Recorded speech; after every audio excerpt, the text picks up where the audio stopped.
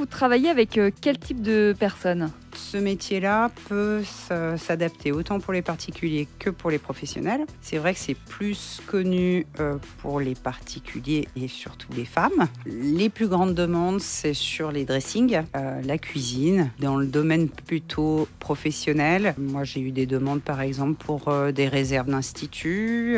Ça peut être tout ce qui est dans les archives et tout ce qui est papier administratif. C'est autant les particuliers que les professionnels. Vous avez parlé des dressings.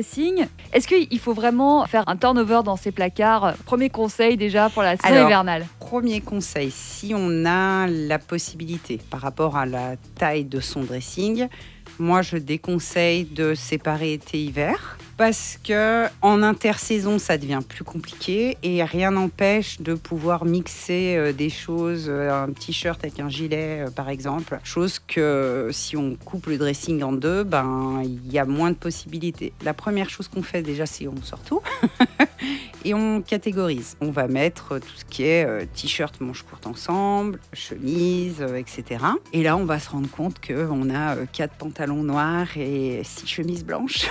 Par exemple, et on fait un choix, quoi. Ça veut pas dire qu'il faut en garder qu'une, mais voilà, on se rend compte peut-être qu'on avait complètement oublié tel et tel produit et qu'il y a des choses vraiment très très similaires, on s'en sépare. Avant de faire ce métier, déjà, moi je le faisais, c'était du classement par couleur. Ça plaît pas à tout le monde et c'est pas facile à mettre en place, mais quand on se pose régulièrement le matin la question qu'est-ce que je mets, on peut plus facilement associer les couleurs et c'est l'armoire les plus jolies, quoi. Par exemple, pour vos pantalons ou vos t-shirts, au lieu de faire des piles dans une armoire, on fait un pliage vertical dans des panières, par exemple.